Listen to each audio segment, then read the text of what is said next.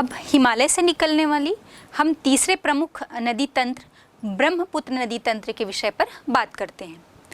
ब्रह्मपुत्र नदी में भी हम देखेंगे इस रिवर सिस्टम में ब्रह्मपुत्र नदी मुख्य नदी है और इससे मिलने वाली और अन्य सहायक नदियां हैं जो मिलकर एक सिस्टम या एक तंत्र का निर्माण करती है। ब्रह्मपुत्र नदी जो है वो इसका प्रवाह 4 देशों में है, चीन, भूटान, भारत और बांग्लादेश।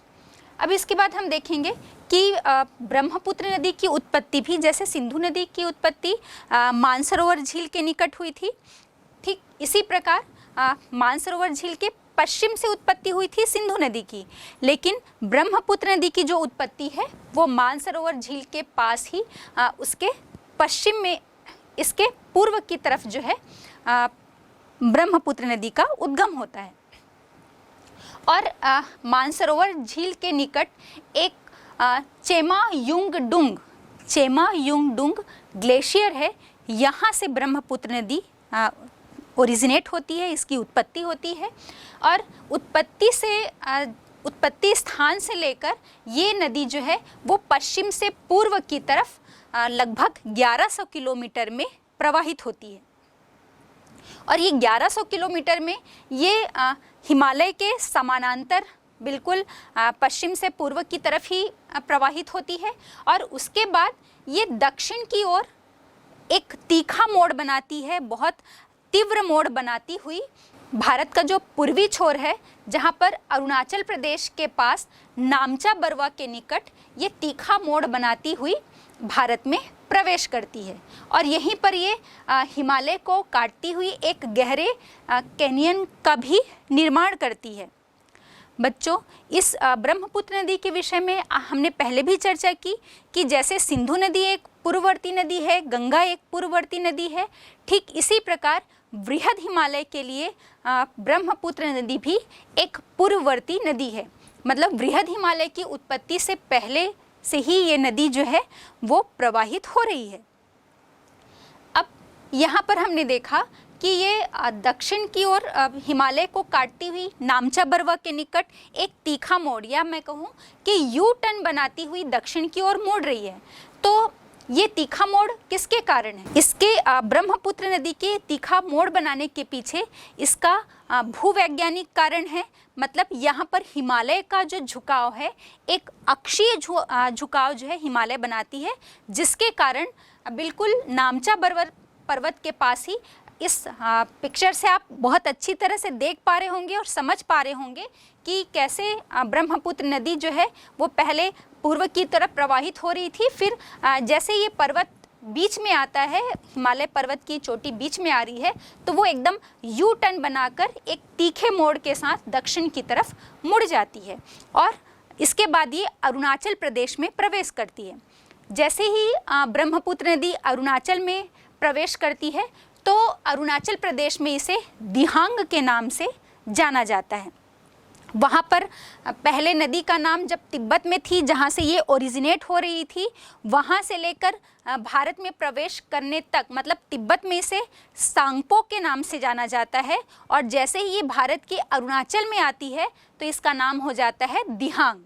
अभी इसका नाम ब्रह्मपुत्र नहीं पड़ा है, आपको ये ध्यान में रखना है। फिर जैसे ही ये यू टर्न बनाती हुई अरुणाचल प्रदेश में प्रवेश करती है तो पसी घाट के पास हम देखेंगे कि पसी घाट के पास ही सदिया नगर में दिबांग और लोहित ब्रह्मपुत्र नदी की 2 महत्वपूर्ण सहायक नदियां हैं, दिबांग और लोहित। ये पसी घाट के पास सदिया नगर के निकट ही ये दोनों नदियां जो हैं ये इस दिहांग नदी में मिल जाती है, क्योंकि अभी इसका नाम तो ब्रह्मपुत्र पड़ा ही नहीं है। अभी हम इसे किस नाम से जान रहे हैं? दिहांग के नाम से। और जैसे ही ये दोनों सहायक नदियां दिहांग से मिल जाती हैं तो उसके बाद ये असम घाटी में प्रवेश करती है और वहाँ पर इसे ब्रह्मपुत्र के नाम से जाना जाता है।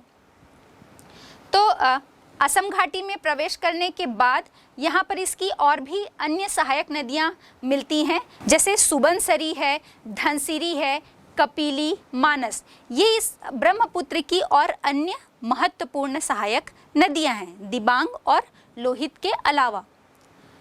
फिर हम देखेंगे कि इसमें इसी घाटी में, असम की घाटी में ये नदी जो है वो एकदम एक गुम्फित जल मार्ग बनाती हुई प्रवेश करती है या गुम्फित जल मार्ग बनाती है। अब ये गुम्फित जल मार्ग क्या हो गया, जिसे हम ब्रेडेड स्ट्रीम भी कहते हैं।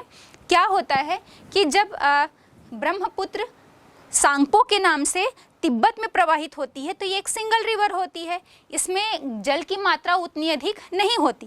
लेकिन जैसे ही ये अरुणाचल में प्रवेश करती है दिहांग के नाम से और एक तीखा मोड़ बनाती हुई दक्षिण की तरफ मुड़ती है, तो जैसे ही भारत में प्रवेश करती है, हमें पता है ये पूरा पूर्वोत्तर राज्य वाला जो हिस्सा है भारत का, ये बहुत अधिक वर्षा वाला, घने वनाच्छादित क्षेत्र वाला क्षेत्र है। तो हम ये देखेंगे कि भारत ही नहीं, विश्व की भी सर्वाधिक वर्षा वाला क्षेत्र यही है।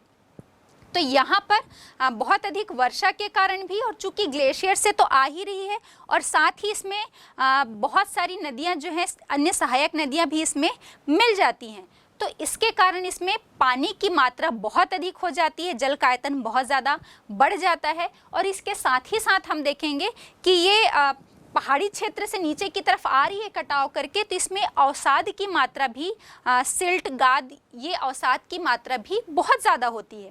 और जिसके कारण ये अवसाद जैसे ही इस घाटी वाले क्षेत्र में प्रवेश करती है तो वो अवसाद जो है वो जमा कर दिए जाते हैं, जिसके कारण इस ब्रह्मपुत्र नदी का जो स्ट्रीम है, इसकी जो धारा है वो कई शाखाओं में बटती हुई बहती है, फिर से मिल जाती है और फिर बढ़ती है।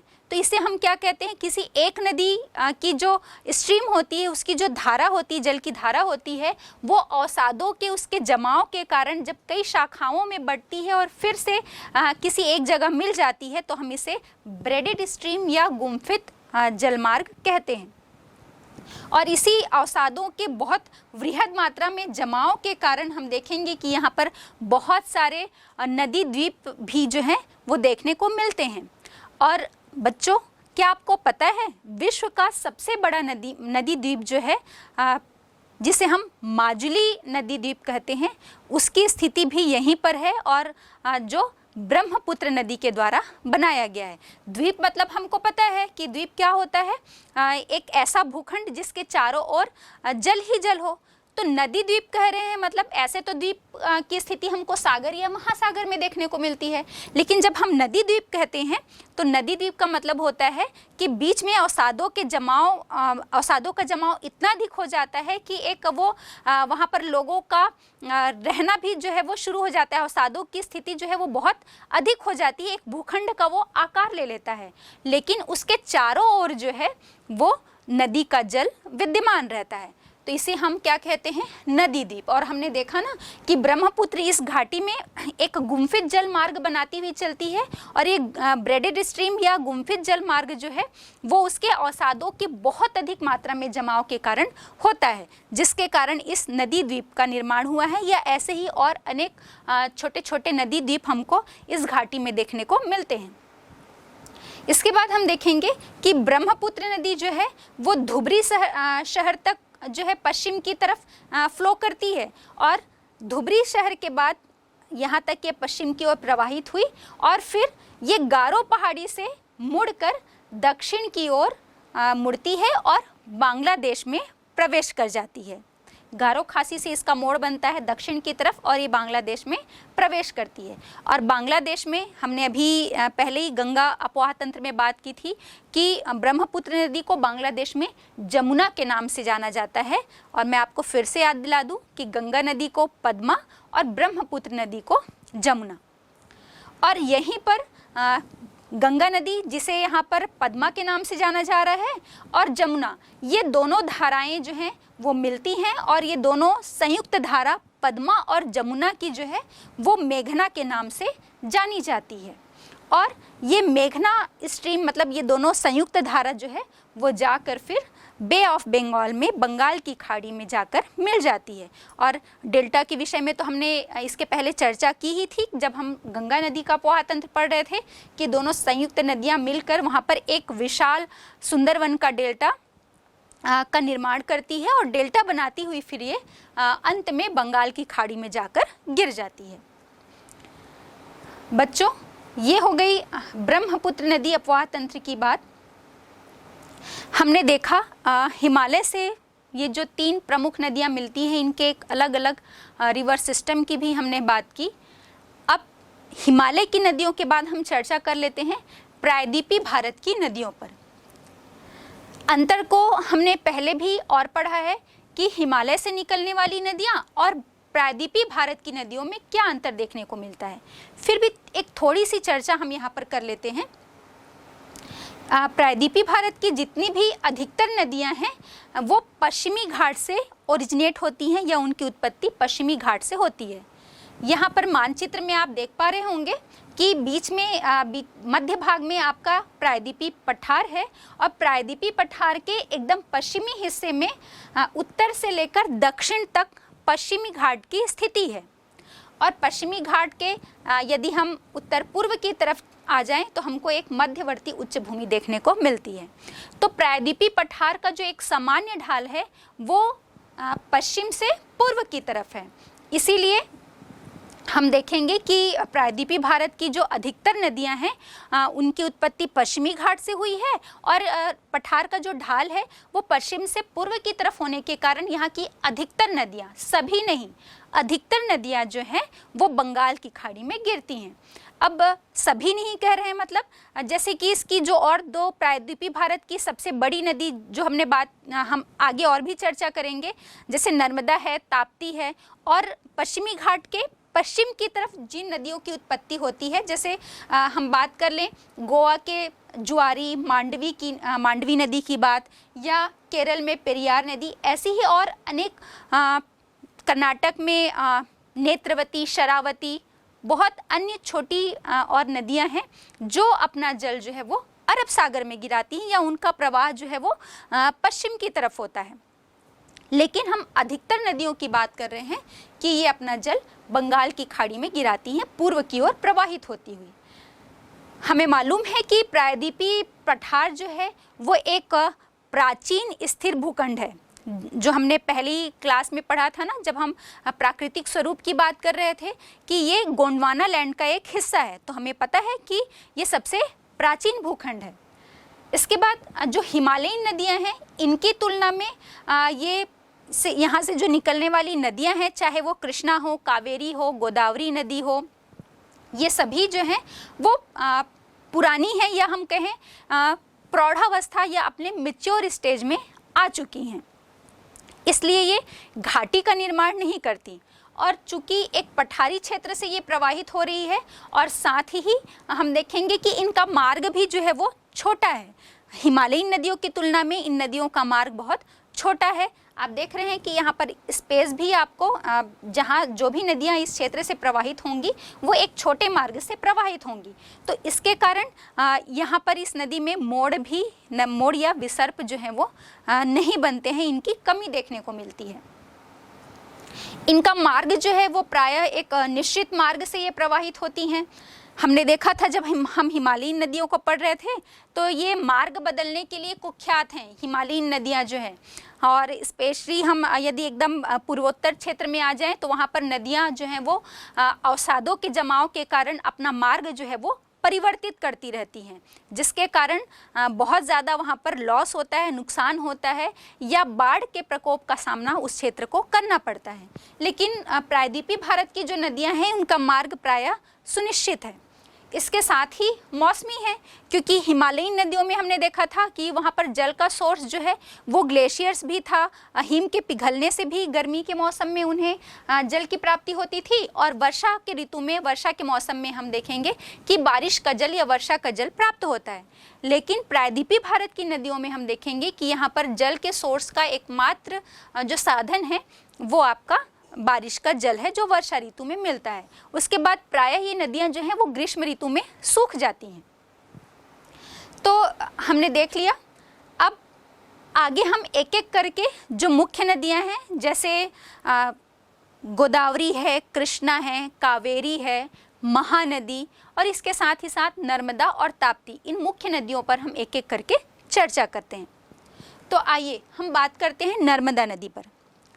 नर्मदा नदी जो है इसका उद्गम मैकल पर्वत श्रेणी की अमरकंटक चोटी से होता है। ये आप मानचित्र में बहुत अच्छी तरह से देख पा रहे होंगे। इस नदी की जो कुल लंबाई है वो 1312 किलोमीटर 1312 किलोमीटर है और इसका कुल अपवाह क्षेत्र जो है वो 98,795 वर्ग किलोमीटर है, 98795 स्क्वायर किलोमीटर टोटल उसका ड्रेनेज जो एरिया है। इस टोटल ड्रेनेज एरिया में भी हम देखेंगे कि इसका जो सर्वाधिक हिस्सा है ये मध्य प्रदेश में पड़ता है, उसके बाद गुजरात और महाराष्ट्र में, ये 3 राज्यों से होकर अपवाहित होता है या प्रवाह है इसका मध्य प्रदेश, गुजरात और महाराष्ट्र, जिसमें सर्वाधिक हिस्सा जो है इसका मध्य प्रदेश में पड़ता है। और आप यहाँ पर मानचित्र में देख भी पा रहे होंगे कि ये मध्य प्रदेश के लगभग मध्य से होकर गुजरती है और इसका सर्वाधिक हिस्सा भी जो है वो मध्य प्रदेश में पड़ रहा है। यहाँ पर इस नदी में बहुत सारे डैम मतलब बांध वगैरह बनाए गए हैं जिसका प्रयोग यहाँ पर सिंचाई के लिए या जल विद्युत उत्पन्न करने के लिए भी किया जाता है। मतलब जल विद्युत उत्पन्न करने का भी और सिंचाई के लिए जल का भी एक महत्वपूर्ण माध्यम है यहाँ पर, और इसीलिए नर्मदा नदी को मध्य प्रदेश की जीवनदायिनी नदी या जीवन रेखा के नाम से भी जाना जाता है। अब हम देखेंगे कि ये जो जितनी भी नदियाँ प्रायद्वीपीय भारत की अरब सागर में गिरती हैं, तो अरब सागर में गिरने वाली प्रायद्वीपीय भारत की नदियों में ये सबसे बड़ी नदी है। इसमें एक सबसे इम्पॉर्टेंट बात, नर्मदा नदी जो है वो एक भ्रंश घाटी से होकर प्रवाहित होती है या रिफ्ट वैली से। तो बच्चों आपके मन में प्रश्न उठ रहा होगा कि भ्रंश घाटी का क्या होती है। तो जब हम प्राकृतिक स्वरूप की चर्चा किए थे पिछली कक्षा में, तो हमने इस बात पर भी चर्चा की थी कि जब दो प्लेटें आपस में ये इनमें मूवमेंट हो रहा है, ये तो हमने पढ़ा ही था, और मूवमेंट करती हुई जब ये एक दूसरे से दूर चली जाती हैं, मतलब जब दो प्लेटें प्रवाहित हो रही हैं, प्रवाहित होती हुई एक दूसरे से दूर चली गई, डाइवर्ज हो गई, तो इनके बीच में जो एक स्पेस या जो घाटी बन जाती है उसे हम रिफ्ट वैली या भ्रंश घाटी कहते हैं। इसका निर्माण तब भी होता है जब दो आजू बाजू वाले भूखंड, बीच वाला जो भूखंड है वो या तो स्थिर रहे और उसके अगल बगल के जो भूखंड हैं वो नीचे की तरफ धंस जाएं भ्रंश के कारण और फाल्ट पड़ने के कारण, या फिर बीच वाला जो उसके अगल बगल के भूखंड हैं वो स्थिर रहें और बीच वाला जो भूखंड है वो धंस जाए, तब भी इस घाटी का निर्माण होता है। तो अभी हमने कहा कि नर्मदा नदी जो है वो एक भ्रंश घाटी से होकर प्रवाहित होती है। तो हम देखते हैं कि इस नर्मदा नदी के उत्तर की तरफ विंध्याचल पर्वत है और दक्षिण की तरफ सतपुड़ा पर्वत श्रेणी है। ये दोनों पर्वत श्रेणी के बीच में एक जो भ्रंश घाटी है, इस भ्रंश घाटी से होकर ही नर्मदा नदी का अपवाह होता है। अब हम देखेंगे कि यहाँ से ये प्रवाहित होती हुई इस अपने पूरे लंबे रास्ते में, मतलब जहाँ पर वो अरब सागर में गिरती है, अरब सागर का जो खंभात की खाड़ी वाला जो क्षेत्र है जहाँ पर वो गिरती है, तो उत्पत्ति स्थान से लेकर समुद्र में मिलने तक इसकी लंबी यात्रा के दौरान ये बहुत सारे मनोरम दृश्य जो है या आकर्षक पर्यटन स्थल के जो केंद्र हैं वो निर्मित करती है। बांध तो बनाए ही गए हैं, इसके साथ ही साथ बहुत ज़्यादा हम कहें वाटरफॉल की स्थिति भी देखने को मिलती है। एक गहरे गाड से होकर ये प्रवाहित हो रही, गहरी घाटी से होकर ये प्रवाहित होती है, तो मतलब जलप्रपात का, वाटरफॉल का भी निर्माण करती है। और इसके साथ ही साथ जो है वो यहाँ पर बहुत सारे मनोरम दृश्य यहाँ पर देखने को मिलते हैं। और इस पिक्चर से भी आप देख पा रहे होंगे, जैसे भेड़ाघाट जलप्रपात है, धुआंधार जलप्रपात एक प्रसिद्ध जलप्रपात यहाँ पर धुआंधार जलप्रपात है। जबलपुर के निकट जब ये नदी संगमरमर वाली चट्टानों के मध्य गहरी घाटी या गाड से होकर प्रवाहित होती है, तो इसी समय ये धुआंधार जलप्रपात का निर्माण करती है। लगभग जब ये नदी का जो जल है इस जलप्रपात के माध्यम से नीचे की तरफ गिरता है, तो चूंकि वहाँ पर चट्टानें भी जो हैं वो संगमरमर हैं या सफ़ेद चट्टानें हैं, और जब ये नीचे की तरफ इसका जल गिरता है तो एक कुहासा या धुएं जैसा जो है सफ़ेद धुएं के समान यहाँ पर प्रतीत होता है, और इसी के कारण इस वाटरफॉल या जलप्रपात को धुआंधार जलप्रपात कहा जाता है। फिर ये नदी भड़ौच के निकट खंभात की खाड़ी में जाकर मिल जाती है। बच्चों यहाँ पर एक महत्वपूर्ण बात और है कि जैसे पश्चिमी घाट के पूर्व की तरफ जो बहने वाली नदियां हैं, चूंकि ये एक थोड़ा लंबा रास्ता तय करती हैं और जब बंगाल की खाड़ी में गिरती हैं तो उससे पहले ये डेल्टा का निर्माण करती हैं। और हिमालयन नदियों की तो हमने बात की ही थी कि ये प्रायः डेल्टा का ही निर्माण करती हैं, मतलब जितनी भी नदियां हैं वो डेल्टा बनाती हैं। लेकिन जो नर्मदा और इसके साथ ही साथ ताप्ती, जिसकी हम आगे चलकर और चर्चा करेंगे, तो ये दोनों नदियां जो हैं ये एक भ्रंश घाटी से होकर प्रवाहित होती हैं, इसलिए ये डेल्टा का निर्माण नहीं करती। एक तो मार्ग छोटा है और प्लस जो अरब सागर है वहाँ से पश्चिमी घाट एक खड़े ढाल वाला भ्रंश कगार के रूप में है, जिसके कारण इनको एक बड़ा ऐसा क्षेत्र नहीं मिल पाता ढाल नुमा जिसमें वो अपने द्वारा लाए गए अवसादों को जमा कर पाए। इसलिए एक भ्रंश कगार या भ्रंश घाटी से प्रवाहित होने के कारण जो है कगार के बाद जैसे ही ये अरब सागर में गिरती है तो सीधे इसका जो जल है ये बहुत बड़े एरिया में नहीं फैल पाती और सीधे अपना जल जो है वो खंभात की खाड़ी में गिरा देती है। तो ये नदी जो है वो डेल्टा का निर्माण ना करके एस्चुरी का निर्माण करती है। एस्चुरी मतलब जहाँ पर नदी का जल जो है वो एक विस्तृत क्षेत्र में नहीं फैलता है, अवसादों का जमाव नहीं होता है और सीधे उसका जल जो है वो जाकर सागर या महासागर के जल में विलीन हो जाता है, हम उसे एस्चुरी कहते हैं। तो नर्मदा नदी जो है वो एस्चुरी का निर्माण करती है।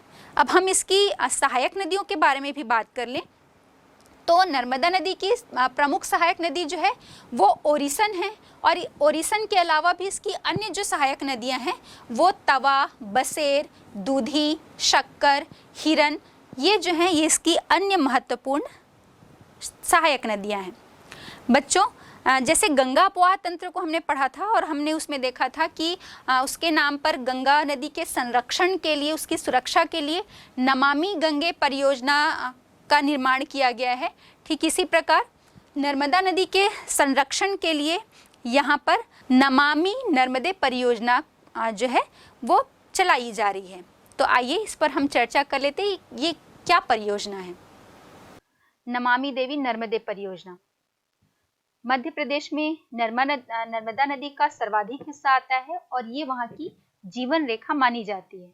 लेकिन बीते कुछ वर्षों के दौरान इस नदी का अत्यधिक दोहन और प्रदूषित होने से कई जगह नदी का पानी अत्यंत दूषित हो गया है और इसमें पानी की मात्रा भी कम होने लगी है। इसी समस्या से निजात पाने के लिए मध्य प्रदेश शासन के द्वारा 11 दिसंबर से 144 दिन तक चलने वाली नर्मदा परिक्रमा पद यात्रा के एक बड़े अभियान की शुरुआत की गई है, जिसे नमामि देवी नर्मदे का नाम दिया गया है। इसके जरिए किनारों पर रहने वाले लोगों को इससे जोड़ा जाएगा और नदी को साफ रखने के लिए जागरूकता पैदा की जाएगी।